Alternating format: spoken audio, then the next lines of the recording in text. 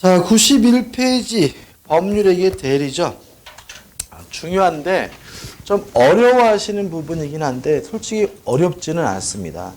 어렵지는 않고 조금만 핵심적인 거 외우세요. 이게 제가 보면은 지금 우리가 지금까지 한 게 제일 어려웠어요. 그러니까 의사표시, 법률행위 이 부분이 굉장히 어려운 부분이고요. 어렵다는 말은 뭐냐면 열심히 해도 틀릴 수도 있는 부분이에요. 근데 대리는 좀 어려워하시는데 복잡해서 좀 어려워하시는 것 같은데 어렵지 않습니다. 이거는 조금 공부할 때는 처음에는 어렵고 까다롭게 느껴지지만 하면요 다 맞을 수 있어요. 여기는 탁탁 떨어지는 부분이기 때문에 어떻게 보면 전략 부분이라도 할 수 있으니까 어렵게 생각하지 마시고 1번 대리제도에 의해 가지고 대리의 개념 및 특징 2번 대리의 사회적 기능 나와 있죠.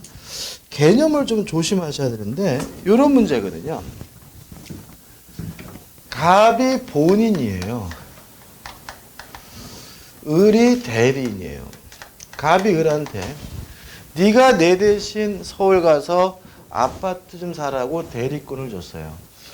그래서 을이 종로에 와가지고 병가 만나가지고 아파트에 대해서 매매 계약을 하면 법률행위를 하면 그 효과가 행위를 한 을에게 기속되는 것이 아니라 갑에게 기속되거든요. 이게 뭐죠? 대리거든요. 그럼 대리는 도대체 뭐 하는 사람이냐? 타인을 위하여 대신 법률 행위를 해주는 사람이 뭐죠? 대리인인 거죠. 근데 법률 행위를 한다는 말은 결국은 의사를 표시한다는 말이고요. 의사를 표시하려면 그 전 단계로 뭘 해야 되냐면 의사를 결정해야 되거든요. 그래서 대리인이란 스스로 의사를 결정해서 결정된 의사를 표시함으로써 타인을 위하여 법률 행위를 해주는 사람이 대리인이고요. 여기서 가장 중요한 것이 뭐냐면 요 의사 결정이라는 거죠. 대리인이란 남을 위해서 대신 일해주는 사람을 말하는 게 아닙니다. 타인을 위하여 스스로 의사를 결정해주는 사람만을 대리인이라고 합니다. 단순히 남의 일을 시켜서 하는 사람은 좀 이따 보겠지만 사자라고 해서 별개의 개념이 있어요. 그래서 우리는 남을 위해서 대신 일해주는 사람이 아니라 스스로 뭐 해주는 사람이에요? 의사를 결정해주는 사람이라는 거 머릿속에 꼭 숙지하셔야 돼요. 그래서 가장 문제가 되는 게 뭐냐면 열심히 대리에 대해서 공부를 하고 집에 가가지고는 사자를 떠올려가지고 이해하려고 하면 이게 또 이상해지게 되는 거란 말이죠. 그죠? 근데 이 대리가 두 가지가 있는 거죠. 친권자나 후견인과 같은 법률 규정에 의한 법정 대리인과 수권 행위를 통해서 대리권이 주어지는 임의 대리인이 있는데 법정 대리는 사적 자치를 보충하게 되고요. 임의 대리는 사적 자치를 확장하는 기능을 수행하게 되는 거죠. 이게 뭐죠? 사회적 기능이죠. 자, 이게 무슨 말이냐면 을이 친권자면 갑은 미성년자죠. 을이 후견인이면 갑은 뭐죠? 피성년 후견인이거나 피한정 후견이겠죠. 다시 말하면 본인의 능력이 뭐한 사람들이에요? 부족한 사람들이죠. 그 능력을 법정 대리인이 뭘 해주는 거예요? 보충을 해주는 거고요. 또 임의 대리를 통한다면 갑은 서울에 앉아 있어도 제주도에 있는 땅을 살 수가 있는 거니까 좀 더 하고자 하는 일을 폭넓게 할 수 있다. 사적 자치를 확장해 주게 되는 거죠.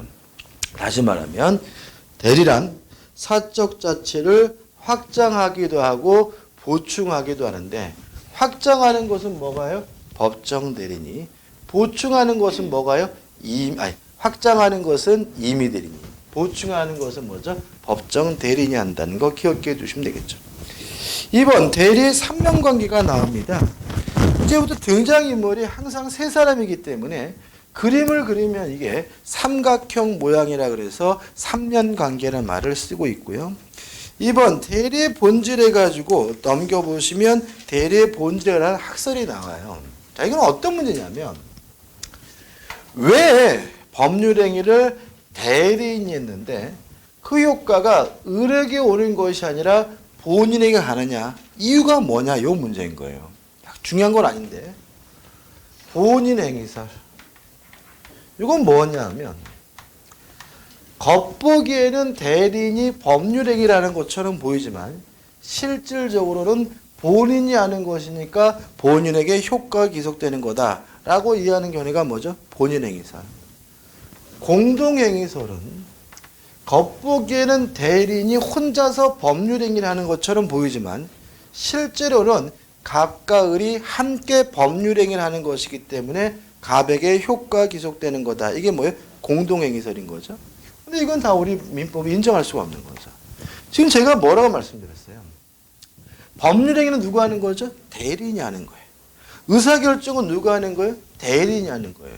근데 왜 그 효과가 본인에게 기속되느냐?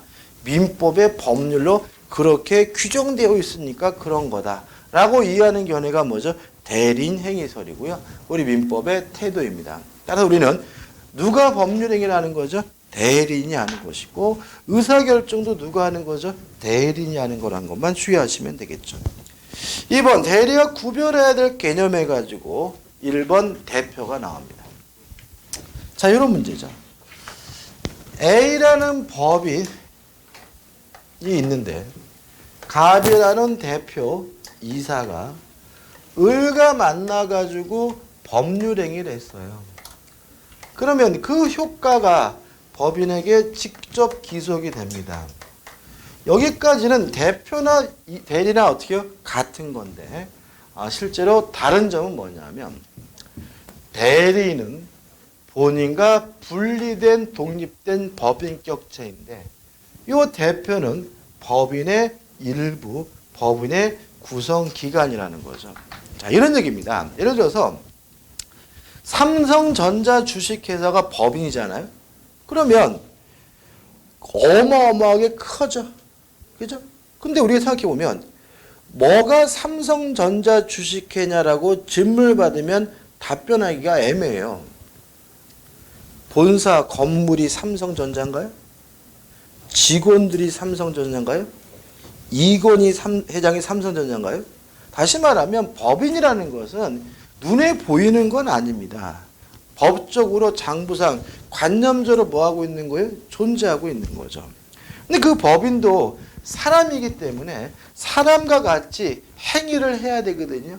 그 행위를 할 손과 발과 같은 역할을 해야 될 기관이 필요한데 그 기관이 뭐예요? 대표인 거예요. 다시 말하면 대표 행위는 이코로 누구의 행위인 거예요? 법인 자신의 행위이기 때문에 그 효과가 뭐죠? 법인에게 기속된다는 얘기인 거죠. 따라서 대리는 법률 행위에 한해서만 허용이 되는데 대표는 법률 행위뿐만 아니라 사실행위, 불법 행위에 대해서도 대리가 뭐예요? 허용이 되는 거죠. 왜요? 대표 행위가 이코로 누구 행위예요? 법인 행위니까 대표가 한 모든 행위는 누가 한 거예요? 법인 자신이 한 거니까 대표가 한 행위가 법률 행위든 사실 행위든 불법 행위든 누가 책임을 져야 돼요? 법인이 책임져야 된다는 점에서 차이점이 있는 거죠. 그 다음 2번 사자죠. 사자라는 말을 잘 안 쓰죠, 우리가. 우리가 흔히 쓰는 말은 뭐죠? 심부름꾼. 가끔 보면 사극 같은 데 나와요. 옛날에 그 황산벌인 영화 같은 거 보면 장군 개배기가 사자를 보냈습니다. 이런 말 나오잖아요. 그죠? 사자. 사극을 가지고 말씀드리면 갑이요. 대감마님. 을이 노비 말뚝이에요. 대감마님이 말뚝이한테 말뚝아 안방마님 모셔오너라. 그러면 말뚝이는 안방마님한테 가서 대감마님이 오시라는 뎁쇼라고 얘기를 하겠죠. 그러면 오라는 의사결정은 누가 한 거예요? 갑이 한 거죠. 다시 말하면 본인이 의사를 결정하고 있는 거죠. 이 말뚝이 사자는 의사결정하지 않고요. 단순히 병에게 그 사실을 뭐에 쓰고 있어요? 전달해주고 있고 표시해주고 있는 거죠. 따라서 사자란 본인이 결정한 의사를 단순히 전달해주거나 표시해주는 사람 우리가 뭐죠? 사자라고 하는 거죠. 따라서 사자와 구별하기 위해서 대리는 반드시 뭘 하고 있어야 되는 거예요?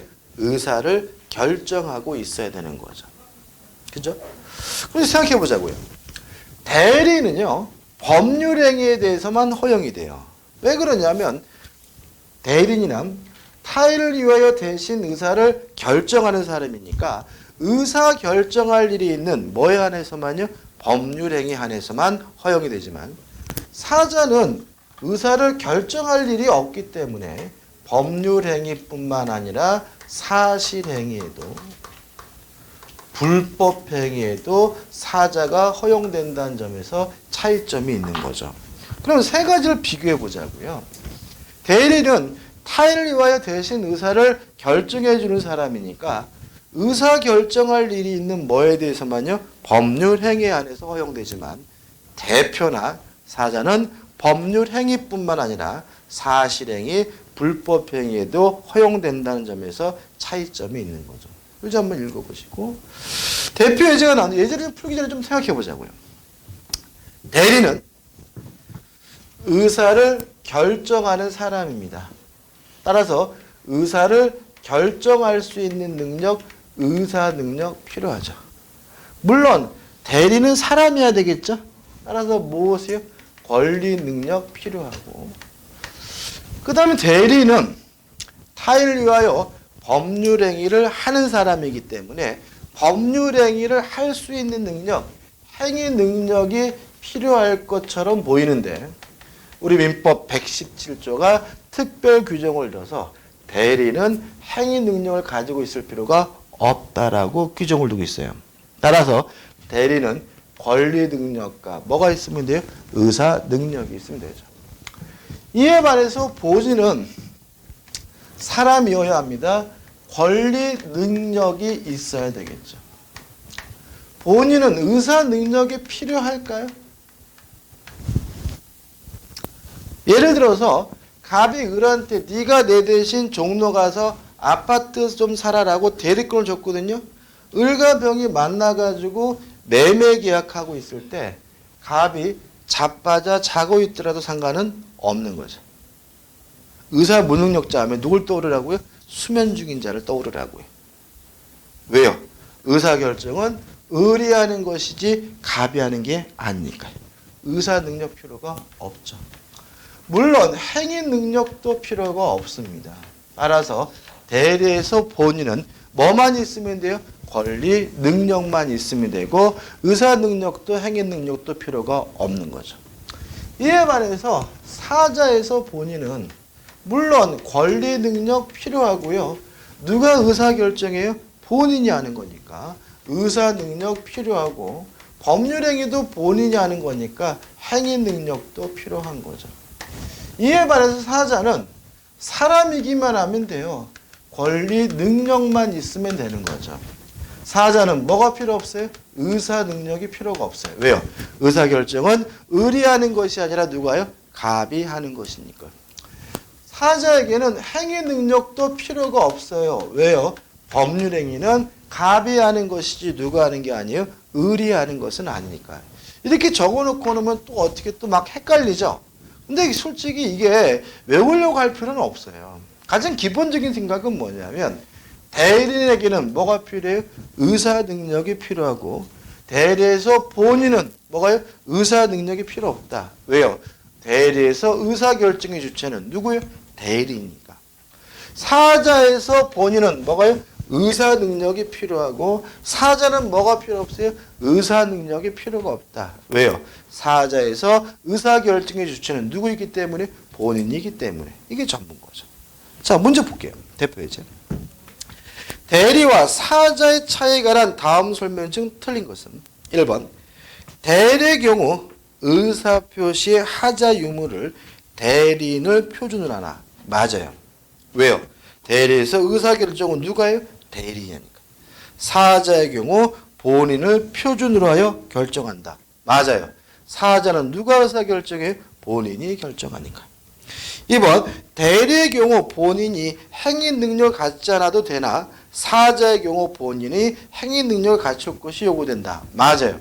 왜요? 대리에서 법률행위라는 사람은 본인이 아니라 누구예요? 대리이지만 사자에서는 법률인 사람이 사자가 아니라 누구예요? 본인이니까. 3번 사자가 본인의 효과 의사를 잘못한 경우. 예를 들어 가지고 갑이 3천만 원에 팔아라 라고 했더니 을이 가가지고 병한테 3,000원에 팔겠다라고 얘기를 했어요. 그러면 의사표시가 뭐가 됐어요? 불일치됐으니까 이건 뭐가 돼요? 착오가 되는 거죠. 근데 갑은 속으로는 3천만 원에 팔고 싶었는데 을이 병과 만나서 3,000원에 매매 계약했어요. 이거는 착오가 아니에요. 왜냐하면 대리에서는 누가 의사결정하는 거예요? 대리인이. 따라서 의사표시가 합치됐는지 안 됐는지는 누구만 가지고 따지는 거예요? 대리인만 가지고 따지는 거니까 3번 질문 다시 보시면 사자가 본인의 효과 의사를 잘못 전달한 경우에는 표시상의 착오로 다뤄지나 대리인이 본인의 의사와 다른 의사 표시를 한 경우는 착오의 문제가 생기지 않는다는 지문도 뭐죠? 맞는 지문이 되겠죠. 4번 대리인에게는 의사 능력이 필요 없으나 사자에게는 의사 능력이 필요하다. X죠. 두 가지가 뭐하고 있어요? 뒤바뀌어 있죠. 5번 대리할 수 없는 경우에도 사자는 허용될 수 있다. 맞아요. 왜냐하면 대리는 원칙적으로 법률행위 한해서만 허용되지만 사자는 법률행위뿐만 아니라 사실행위, 불법행위에 대해서 허용이 되니까요. 답은 4번이죠. 그 다음에 3번 간접대리가 나오는데 중요한 건 아닙니다. 근데 가끔 아주 가끔 시험 문제를 내요. 그래서 안 하기는 좀 깨름칙해, 그죠? 안 하면 뭐죠? 나중에 뭐죠? 저한테 뭐라 그러십니까? 자, 예를 들게요. 갑이라는 사람이 포도 농사를 짓는 분이에요. 농사를 져가지고 직접 팔기가 어려우니까 을이라는 상인에게 내 포도 좀 팔아주셔. 포도 판매에 대해서 위탁을 했어요. 그러면 이제 갑이 을한테 포도를 어떻게 해요? 갖다 주게 되죠. 포도를 인도해 주고요. 그럼 을은 자기 상점에 놓고 포도를 팔게 되는데 포도를 팔 때는 갑의 이름으로 파는 게 아니라 뭐죠? 자신의 이름으로 파는 거죠. 그죠? 누구 거라고요? 지 것처럼 해서 파는 거죠. 그죠? 병이란 손님이 나타나서 포도 한 금만 주세요 해가지고 포도에 대해서 매매 계약을 하면 을은 갑으로부터 받은 포도를 병에게 전달해 주게 되고요. 요 포도 값도 병이 갑한테 주는 것이 아니라 을한테 대금을 지급하게 되죠. 근데 특징은 을은 병으로부터 받은 돈을 다 갑에게 뭐죠? 전달해 줘야 되고요. 그 돈으로부터 뭐만 띄게 되냐면 수수료만 띄거든요. 다시 말하면 돈을 받았더라도 자기 돈이 아닌 겁니다. 이거 우리가 타인의 계산이라는 말도 쓰죠. 그 다음에 대략 구별해 보시면 갑이 을한테 네가 내 대신 아파트 좀 사라라고 대리권을 주면 을과 병이 만나서 매매 계약을 하면 그 효과인 대금은 갑이 병에게 직접 지급하고요. 이전 등기도 병이 갑에게 직접 해줘야 되기 때문에 이런 걸 우리가 뭐라 그러냐면 직접 대리라고 하는 거고요. 이 경우에는 병과 을이 매매 계약을 했을 때 그 효과인 포도를 인도하고 대금을 지급하는 것이 갑과 병 간에 직접 발생하는 것이 아니라 을을 통해서 인도되고 을을 통해서 지급되고 있기 때문에 이걸 뭐라 그러는 거죠? 간접 대리라고 하는 거죠. 그죠? 휴지 한번 읽어볼게요. 간접 대리는 행위자가 타인의 계산 내지 이익으로, 이게 무슨 말이죠? 받아도 자기 돈이 아니라는 얘기입니다. 그러나 누구 이름이요? 자기의 이름으로, 누구 이름으로 판다는 얘기죠? 지 것처럼 판다는 거죠. 법률행위를 하고 그 효과를 일단 모두 행위자에게 기속하였다가 효도를 인도하고 대금을 받는 건 누가 하는 거죠? 을이 직접 하였다가 그 다음에 본인에게 이전하는 관계가 뭐죠? 간접 대리고요. 얘는 위탁 매매를 생각하시면 되고요. 가끔 시험 문제 나올 때 어떻게 나오냐면 자신의 이름을 타인의 이름으로 그럼 뭐가 돼요? X가 되는 거예요. 타인의 계산을 뭐죠? 자신의 계산으로 그럼 뭐가 돼요? X가 되는 거니까 요 두 부분을 확실하게 이해해 두시기 바랍니다. 그 다음에 4번 간접 점유는 점유권 할 때 볼 거고요. 5번 제3자를 위한 계약은 계약법 할 때 볼게요. 특별히 이 두 가지는 대리하고 큰 상관관계는 없기 때문에 뒤에서 보기로 하죠. 3번입니다. 대리가 인정되는 행위에서 1. 법률 행위 안에서 대리가 허용됩니다. 왜요? 대리는 타인을 위하여 뭐하는 사람이죠? 의사를 결정하는 사람이니까 의사 결정할 일이 있는 뭐에 안에서요? 법률 행위 안에서 허용이 되는 거죠. 따라서 사실행위나 불법 행위에 대해서는 대리가 뭐 되지 않아요? 허용되지 않는 거예요. 그러면 여기서 법률 행위 중에서 제외되는 건 없느냐? 가족법상 법률 행위는 대리가 허용되지 않는다라고 기억하시면 되겠죠. 왜냐하면 가족법상 법률 행위를 혼인한다, 이혼한다, 약혼한다 같은 의사결정은 오로지 누구만 할 수 있는 거예요? 본인만이 할 수 있는 거지 남이 해줄 수는 없는 거거든요. 따라서 가족법상 법률행위의 경우에는 대리가 뭐 되잖아요? 허용되지 않아요. 이런 질문이 과거에 각각 나온 적이 있는데 본인이 피성년 후견인 경우에 후견인에게 가족법상 행위에 대한 대리권이 있다. 그럼 뭐예요? X예요. 그래서 피성년 후견인은 어떤 사람이죠? 능력이 뭐가 된 사람이에요? 결여된 사람이죠. 그죠? 그러니까 이게 왠지 말이 될 것 같지만 만약에 지가 장가를 밟지 말지를 스스로 결정할 수 없다면요. 장가 못 가는 거예요. 엄마가 대신 결정해서 갈 문제는 아닌 거예요. 따라서 어떠한 경우에도 가족법상 행위에 대해서는 뭐가 허용되지 않습니까? 대리가 허용되지 않음을 주의하시 바랍니다. 최근에는 또 그런 경우 많죠. 우리 엄마가 이혼을 해요. 그래서 이혼했어요. 이런 분들도 의외로 어떻게 많습니다. 그죠? 참 보면은 저는 개인적으로 우리는 그 부모가 혼수해 주죠. 부모가 뭐 여자분 세트로 받잖아요. 그죠? 다이아 세트, 뭐 유색 세트 그죠? 또 부모가 또 뭐도 마련해 줘요? 집도 마련해 주죠. 부모가 어떨 때 보면 뭐예요? 죄인인 것 같아요. 그죠? 이런 풍습을 보고 또 외국 사람들은 또 뭐죠? 야만적이라고 합니다. 일종의 이거를 외국 사람들은 지참금 제도로 받아들이거든요. 그러니까 이슬람과 구타 같은 야만적인 나라는 신부를 사오기 위해서 뭘 줘요? 돈을 주고 사오는 경우 있잖아요. 지참금 제도라는데 그런 제도를 보면서 우리는 뭐죠? 야만적이라고 얘기하면서 자식을 결혼한다고 아파트 해주고 뭐죠? 혼수해주고 그런 건 뭐죠? 당연하다고 생각을 하거든요. 근데 그게 외국 사람들이 봤을 때는 우리는 뭐 혼수고 뭐 그렇지만 외국 사람들 봤을 때 뭐죠? 지참금 제도를 이해해가지고요. 한국 혼인 제도는 굉장히 야만스럽고 이상한 나라라고 생각한다 그러더라고요. 그래서 저는 개인적으로 안 해주는 게 맞는 것 같아요. 그죠? 제 개인적인 제가 전에 한번 그랬죠. 우리 딸내미한테 너는 꼭 동거하고 살아라 그죠? 결혼해 그 얘기도 했고 저는 또 제 처한테 절대로 저는 혼수 안 해줄 거예요. 혼수 안 해줄 거고 절대로 아파트도 안 해줄 겁니다. 그죠? 절대로 아무것도 안 해주고 니들끼리 알아서 뭐 은가락지를 뛰든 알아서 결혼하라고 할 겁니다. 그죠? 그렇게 얘기를 합니다. 그죠? 근데 그것도 여러 이유가 있는데 제가 개인적으로 생각해보니까 요새는 그 막 금수저 은수저 그러잖아요. 그죠? 흙수저. 그러니까 옛날에 여러분 그런 거 느껴보셨어요? 드라마 내용이 좀 바뀌지 않았어요? 옛날 드라마 내용은 어렸을 때 어렵게 태어났던 애가 막 노력과 막 인내와 뭐 성실함과 막 그래가지고 자수성가해서 어떻게 어마어마한 부자가 된다 내지는 권력자다 이런 거 많았죠. 그죠?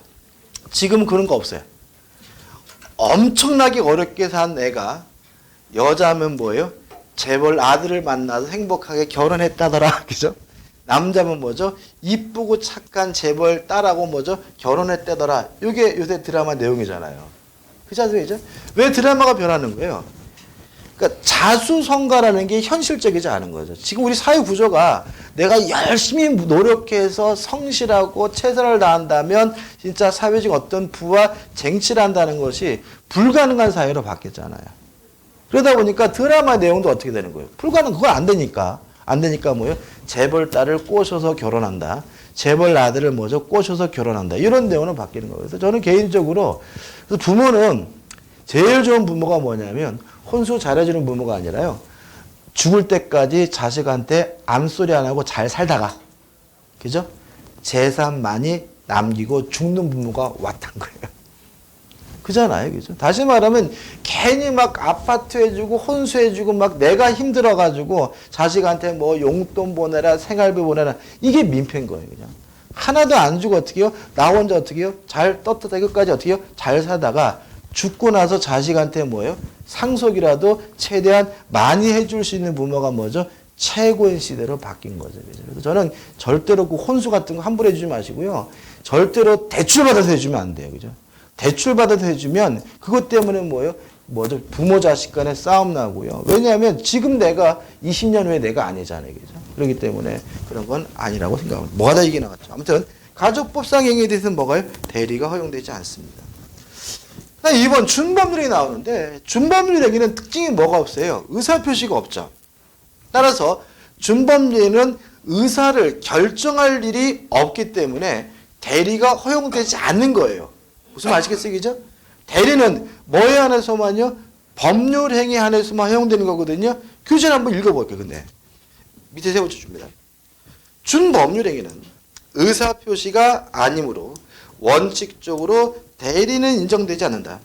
그러나 의사의 통지와 관념의 통지와 같은 의사표시와 유사한 준법률 견해에는 대리가 유추 적용된다가 나와 있죠. 그죠? 그러면 의사의 통지와 관념의 통지는 대리가 허용된다는 말이에요? 허용이 안 된다는 말이에요?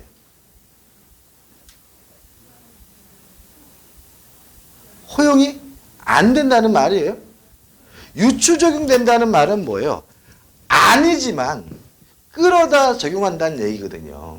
그죠? 그래서 우리가 이거를 의사의 통지와 관념의 통지는 대리가 허용되는구나 이렇게 이해하시면 또 뭐가 헷갈리냐면 대리는 법률행위에 한해서만 허용된다는 말이 또 흔들리게 된다는 거예요.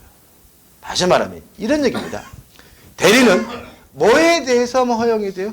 법률 행위에 대해서만 허용되는 거예요. 다만 의사의 통지와 관념의 통지는 의사표시하고 뭐예요? 유사하기 때문에 대리에 관한 민법 규정이 뭐가 되는 거예요? 유추, 적용된다는 말이지 대리가 허용된다는 말은 아님을 주의하시기 바랍니다. 무슨 말이시겠죠? 그래서 대리는 뭐에 대해서만 허용되는 거예요? 법률 행위 안에서만 허용되는 거예요. 그 다음 넘겨보시면 이제 대리의 종류가 나오죠. 임의대리, 법정대리. 임의적으로 수권행위를 통해서 대리권이 주어지게 되면 뭐가 돼요? 임의대리. 법률 규정에 의해서 대리권이 주어지면 뭐죠? 법정대리. 설명드릴 게 없고. 2번 능동대리, 수동대리인데 대리니 의사표시를 하는 대리는 뭐예요? 능동대리. 상대방이 하는 것을 받는 것은 뭐예요? 수동대리. 그죠? 개념은 어렵지 않아요. 근데 문제는 뭐냐면 대리의 본질은 능동대리라는 거죠. 다시 한번요. 대리는 뭐 하는 사람이라고요? 타인을 위하여 의사를 결정하는 사람이에요. 근데 수동대리의 경우에는 실질적으로 대리인이 뭘 안 하고 있는 거예요? 의사결정을 안 하고 있는 거잖아요. 그러면 대리의 본질은 뭐란 얘기예요? 능동대리란 얘기거든요. 그래서 결국은 대리는 뭐 하는 사람이에요? 능동대리를 하는 사람인 거예요. 다만 부수적으로 상대방이 한 의사표시를 뭐 할 수도 있어요? 수령할 수도 있는 거예요. 능동대리와 수동대리를 동급으로 병렬적으로 이해하시면 또 문제 풀 때 뭐 하게 돼요? 틀려요. 다시 한번요. 대리는 타인을 위하여 뭐 하는 사람이죠? 의사를 결정하는 사람이니까 능동대리가 대리의 뭐예요? 본질이다. 다만 부수적으로 의사표시를 뭐 할 수도 있어요? 수령할 수도 있다. 수동대리를 하는 것도 어떻게 가능하다라고 이해하셔야지. 수동대리와 능동대리를 동급으로 이해하시면 문제 풀 때마다 틀리게 되니까 조심하시기 바랍니다. 그 다음에 3번 유권대리, 무권대리. 의는 간단하죠. 대리권이 있다면 유권대리, 대리권이 없으면 무권대리고, 무권대리는 대단히 중요한 건데 아마 다음 주에 하게 되겠죠. 2절 해가지고 대리권 나와 있고 대리권의 의의가 나오는데 권리가 아니라 권한입니다. 자, 우리가 권리와 권한을 구별하는 기준은요, 나 자신을 위한 것은 권리, 남을 위한 것은 권한, 이렇게 돼요. 자, 그러면 대리권을 가지고 법률행위를 하면 자신에게 효과가 있는 것이 아니라 누구한테요? 본인에게 효과가 있는 거니까 이 대리권은 나를 위한 것이 아니라 남을 위한 것이니까 권리가 아니라 뭐예요? 권한인 거예요. 옛날에 노무현 전 대통령이 탄핵 소추되셨죠, 그죠? 그래서 고건청리가 대통령 권한 대행을 했죠. 대통령 권리 대행이 아니잖아요.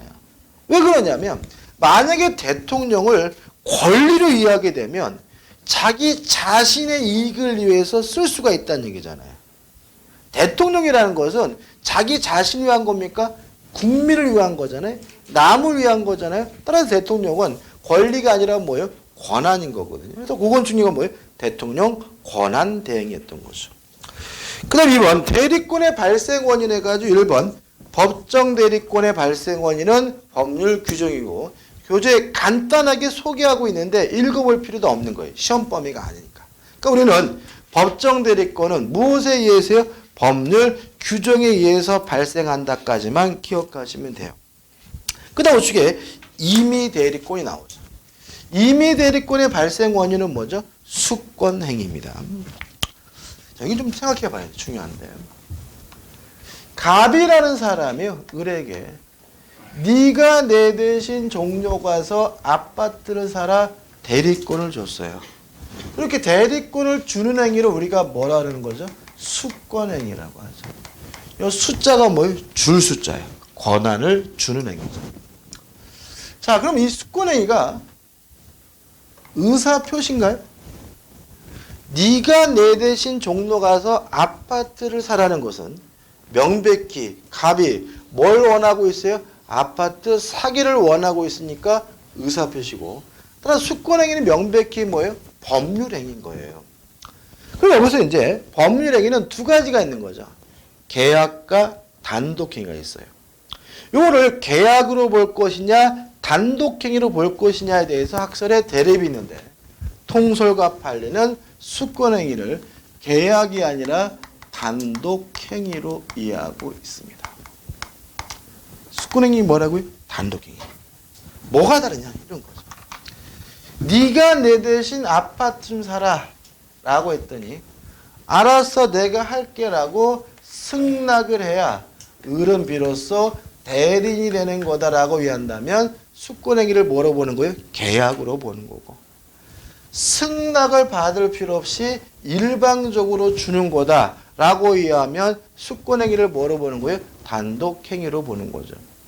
어디서 극명한 차이가 나오게 되냐면 네가 내 대신 아파트 좀 사라 그랬더니 우리 싫어 인간아 추워 죽겠어 나 안 가 이렇게 거부했더라도 을은 이미 대리인이 된 거다라고 이해하는 견해가 뭐예요? 단독행위로 보는 거고요. 싫어 나 추워서 안 가 그러면 어떻게 을은 아직 대리인이 아닌 것으로 보는 것은 뭐예요? 계약으로 보는 견해죠. 감 잡히시죠? 표정이 어떻게 생기죠? 자 다시 한번 계약이 뭔가요?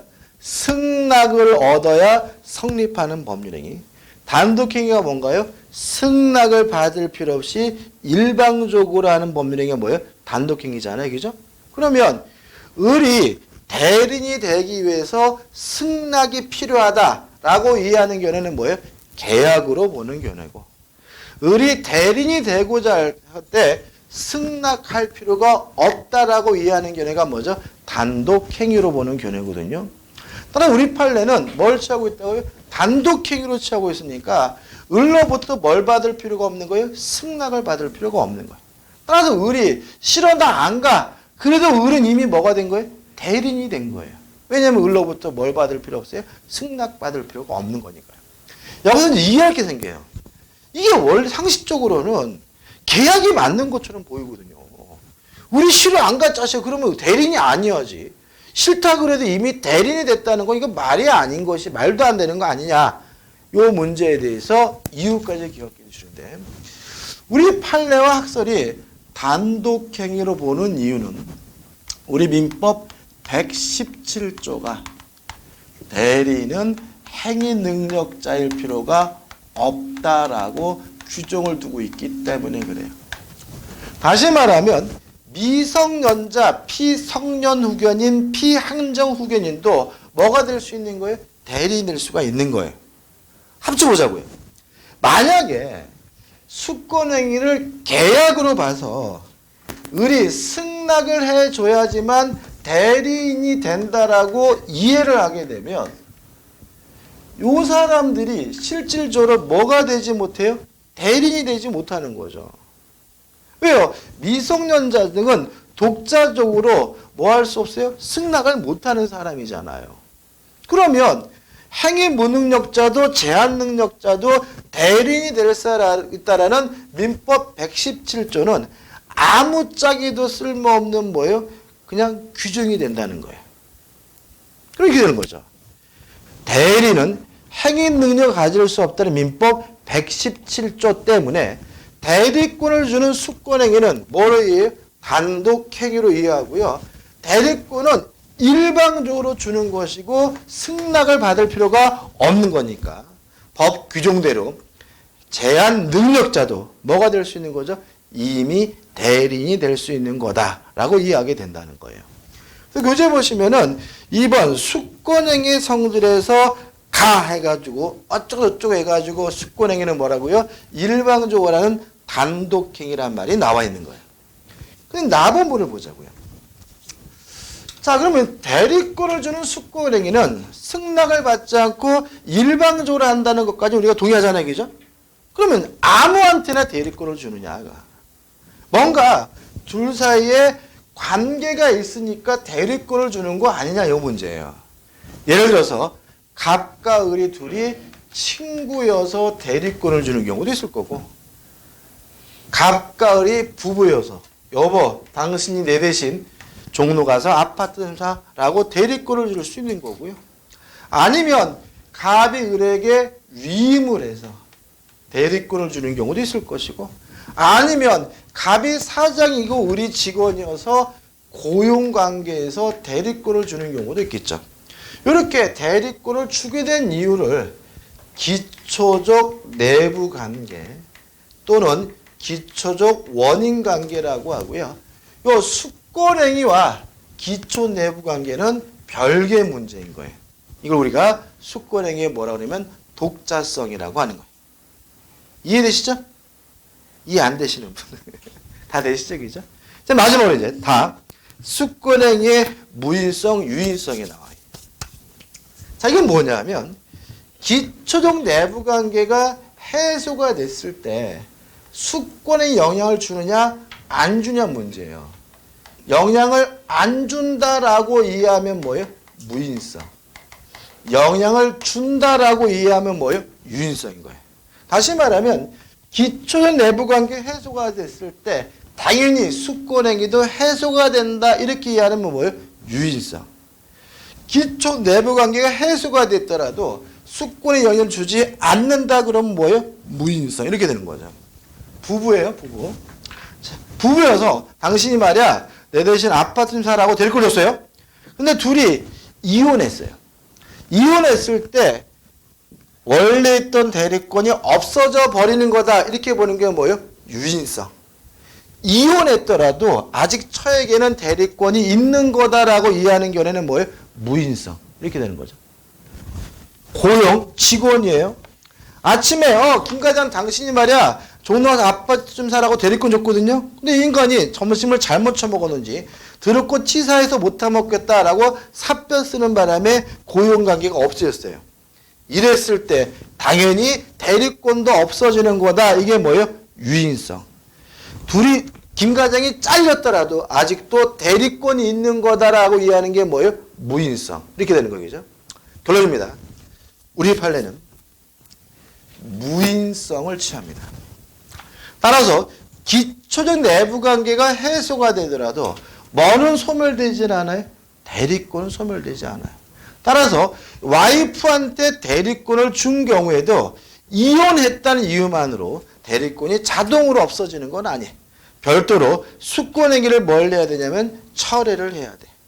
직원에게 대리권을 줬을 때 그 인간이 사표 썼다는 이유만으로 대리권이 뭐 되는 건 아니에요? 소멸되는 건 아니에요. 별도로 수권행위를 철회해야 비로소 뭐가 되는 거예요? 대리권이 소멸되게 되는 거예요. 넘겨보시면 96페이지에 뭐가 나오죠? 핵심 판례가 나오는데 이 핵심 판례가 대표적인 뭐냐면 무인성에 관한 판례. 이 판례를 좀 이해하실 필요가 있는데 잘 나옵니다. 사실은 이렇습니다. 갑이라는 사람이 을과 만나가지고 도박을 했어요. 도박을 해가지고 도박빚, 도박 채무를 부담하게 됐는데 예를 들어서 1억이에요. 갚아야 돼요? 갚을 필요 없어요? 갚을 필요는 없는 거죠. 법적으로는. 현실은 안 그렇죠. 제일 무서운 빚이 뭐예요? 도박빚이잖아요. 그죠? 아침에 일어나가지고 베란다 창문 열어봤더니 깍두기가 밖에서 뭐죠? 막 사시미로 막 사껍질 깎고 있어요. 그죠? 그럼 어떻게 막 심장이 벌렁벌렁 하는 거죠. 그죠? 집에 와가지고 띵동띵동 잘 주무셨습니까? 뭐 이러기만 해도 어떻게 해요? 심장이 뭐죠? 벌렁벌렁 하는 거죠. 그죠? 그래서 갑이 을한테 뭐라 그러냐면 내가 너한테 당장 줄 돈은 없다.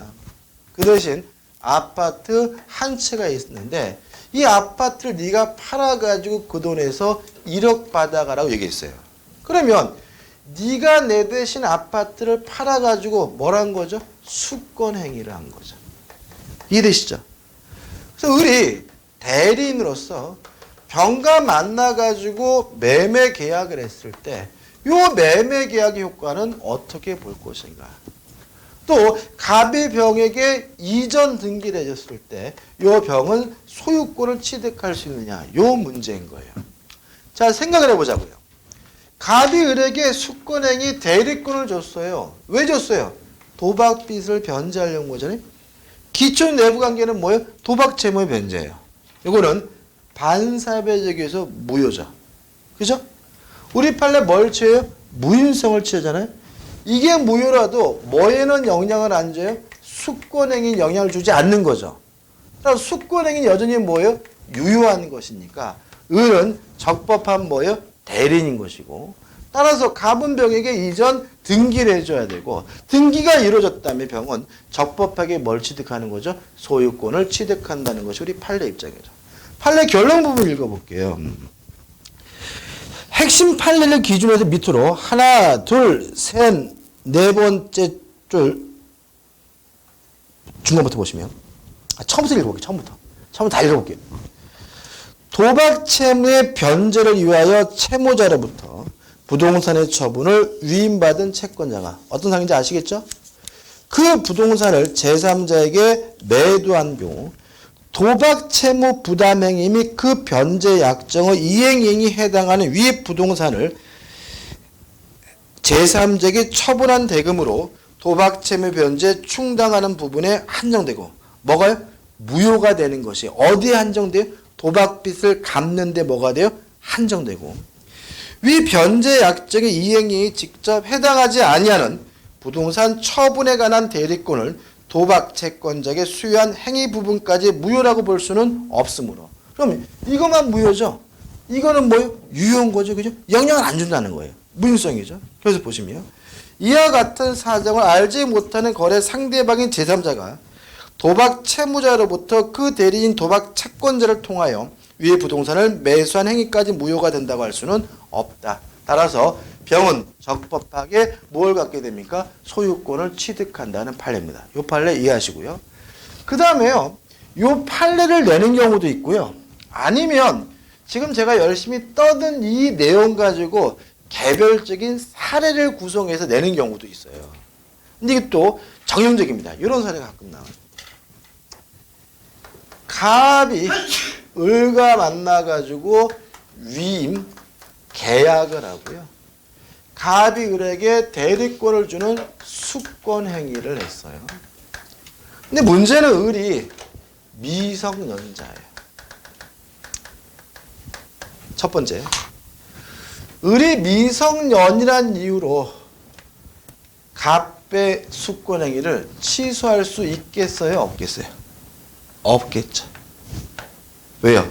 수권 행위는 갑이 을에게 일방적으로 하는 뭐예요? 단독 행위니까 제한 능력자라 하더라도 뭐가 될 수 있어요? 대리인이 될 수가 있는 거니까. 수권은 누가 한 거예요? 갑이 혼자 한 거잖아요. 따라서 을은 미성년이라는 이유로 수권행위 자체를 뭐 할 수는 없어요? 취소할 수는 없는 거예요. 미성년이라는 이유로 위임, 계약은 뭐 할 수 있겠어요? 취소할 수가 있겠죠. 위임은 뭐예요? 계약이니까 을이 뭐는 취소할 수 있어요? 위임 계약은 뭐 할 수 있겠어요? 취소할 수 있겠죠. 위임 계약이 미성년이라는 이유로 취소가 됐어요. 수권에 영향을 줘요? 안 줘요? 안 준다. 따라서 을은 여전히 뭐인 거예요? 대리인인 것이고 을이 병과 만나서 이루어진 요 매매 계약은 적법한 대리 행위가 됨을 주의하시기 바랍니다. 다시 한번요. 위임 계약이 뭔지 아시죠? 사물을 처리해 주기로 하는 계약이 뭐예요? 위임 계약이에요. 다시 한번. 갑이 을과 만나서 위임 계약하고 뭘 했어요? 수권 행위를 했다면 수권 행위는 미성년이란 이유로 뭐 할 수 없어요? 취소할 수 없어요. 왜요? 수권 행위는 갑이 을에게 일방적으로 하는 뭐예요? 단독 행위니까요. 다만 위임 계약은 미성년이란 이유로 뭐 할 수 있어요? 취소할 수가 있는데 위임 계약이 취소가 되더라도 뭐에는 영향을 안 줘요? 수권행위 영향을 주지 않으니까 여전히 을은 뭐예요? 적법한 대리인인 것이고 병과 매매 계약은 유권 대리로서 갑은 병에게 뭘 해줘야 돼요? 등기를 해줘야 된다까지 좀 이해해 두시기 바랍니다. 좀 까다로운 부분이에요. 어떻게 보면 여기가 대리에서 가장 어려운 부분일 수도 있어요. 그 다음에 3번 수권행위 상대방과 방식. 대리인이 되고자 하는 자에게 수권행위를 하면 되고요. 방식, 말로 하든 문서로 하든 어떤 방법이든 상관이 없고요. 가끔 나오는 얘기가 뭐냐면 백지 위임장도 유효한 수권행위로 봅니다. 뭐도요? 백지 위임장도 유효한 수권행위로 봐요. 4번 수권행위 처리할 수 있습니다. 물론 효과가 발생하기 전에만 할 수 있는 거니까 대리인이 대리 행위를 하기 전까지만 뭐 할 수 있겠어요? 철회할 수가 있겠죠. 자, 오늘 여기까지 하고요. 다음 주에 3번 대리권의 범위와 제한부터 나가도록 하겠습니다. 자, 오늘 수고 많으셨습니다. 감사합니다.